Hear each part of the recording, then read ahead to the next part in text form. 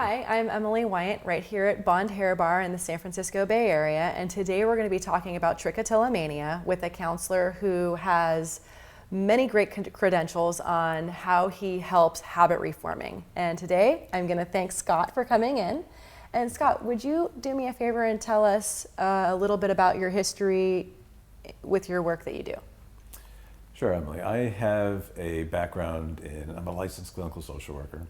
I got my degree at NYU many years ago, 40 plus years ago. I have a psychotherapy practice in Redwood City, and my primary area of focus are the obsessive compulsive and related disorders, one of which is trichotillomania. The other area of specialty of mine is body dysmorphic disorder. That's awesome. So how many people do you feel have issues with trichotillomania that you've seen over the years? Well, I've seen plenty. Probably about 10% of my practice has been people with trichotillomania. Okay. And it is known that about 1 in 50 people in general have it. So Okay. It's not really a very uncommon disorder at all. Right. How many people do you feel go undiagnosed or just never seek help? Do you think that there's quite a few? I do think there's quite a few. In fact, I would imagine that's probably most people. And for one reason is that, like a lot of problems, people with trichotillomania often live with a lot of shame. Right, And because they're so- actually doing it to themselves, so they feel like they don't want to tell somebody or a doctor and kind of... Well, that's right. Yeah. That's right. So they often struggle with it by themselves and probably don't even recognize that there is treatment for it. Right, right. So what kind of things do you do when you take them through a normal appointment with you? Well, the primary treatment for trichotillomania is what's called habit reversal training, or Okay. HRT. And it's a process that was developed about 40 years ago, but it's more like 50 years ago, in the 70s. And it's a process that has many different elements to it, and probably one of the more important starts with awareness training. Because many people who engage in trichotillomania is also called the hair pulling disorder. Okay. And people who engage in this behavior oftentimes report that they don't really know that they've started.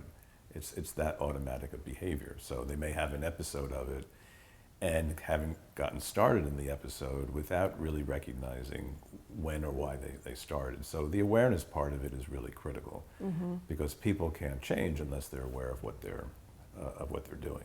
That makes sense. And so from there, there are worksheets that I have people complete during the course of a week so that they can report back to me when they feel like they most likely have been engaging in the behavior. Following that is, habit reversal does include many different pieces, and one is developing a competing response. And what's meant by that is that if somebody can do something else with their hands, then they're not going to be pulling their hair. And so it can be a lot of different things. It could be something like holding on to remember those fidget spinners that were so popular just a couple of years ago? Yeah. Something like that, or holding on to a ball, or holding on to these, like a koosh ball kind of thing, or a tangle, anything that can be, somebody can hold on to and distract themselves. Okay. And keep their hands busy. A lot of people will do like knitting as well.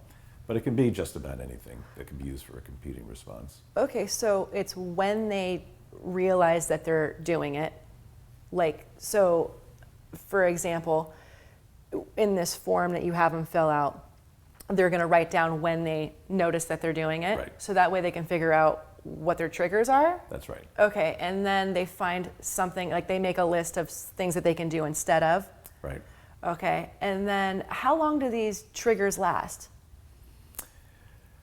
Well, the triggers can be just about anything.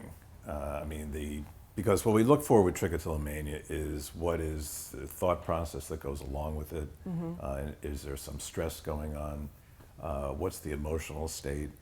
And the emotional state, I think, is really important because that often gets overlooked. And trichotillomania, our hair pulling episode can be triggered by just about any emotional state. But mostly what we look for is feeling frustrated or angry or sad, or frankly even bored.